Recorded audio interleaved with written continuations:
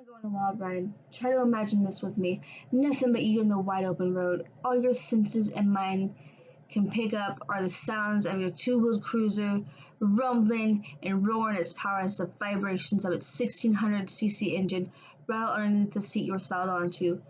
Your hands tingling from the very transfer of the same vibrations, the wind blowing in your face and hair with almost overwhelming power. You are riding your steel horse through the never-ending valleys, the depths of the canyons, and the twisting and winding roads through the backcountry woods. This is what riding a motorcycle is all about. This is what gets hundreds of thousands, if not millions of people obsessed with something that is no longer a hobby but a lifestyle. Hi, I'm Katheryn McMurrey. I'm a student here at Full Sail University, and I'm presenting the evolution of biker movies.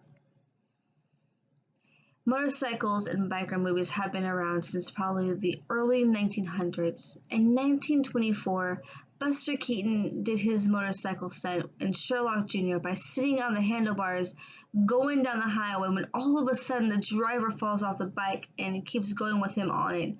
I mean, it was pretty entertaining for for a silent film stunt. Wild Ones, directed by Laszlo Benedict, was released in 1953 following the rise of events that happened in the 1940s with biker gangs in California, thus the creation of the Hells Angels. Marlon Brando plays Johnny, a rough and tough Casanova riding and racing through town.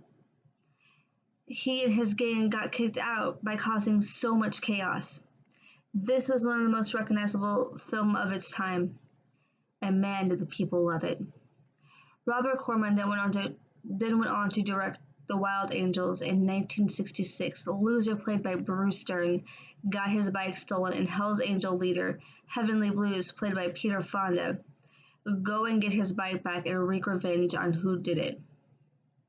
The crazy part is that Corman actually got lawsuits by the Hell's Angels and death threats. How insane is that? Hell's Angels on Wheels, directed by Richard Rush in 1967. This is the famous Jack Nicholson's first role in a movie. He was a gas station attendant and wanted to join a motorcycle gang. Getting to see first-hand bar fights and parties, Hell's Angels' Sonny Barger did a cameo in the movie as well. Easy Rider, directed by Dennis Hopper, was the gateway movie for sex, drugs, and rock and roll.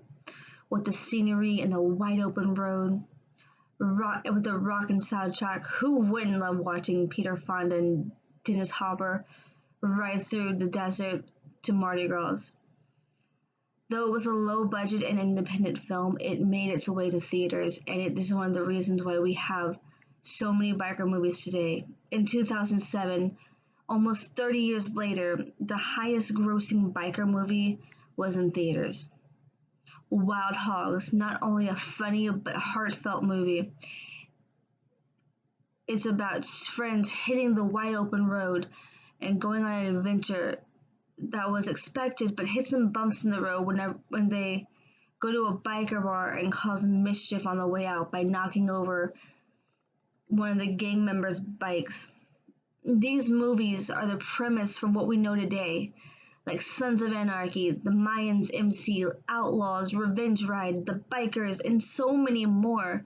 To racing and revving, sex, drugs, and rock and roll, biker movies have made an impact, not only on Hollywood studios, but the lives of people getting into the lifestyle.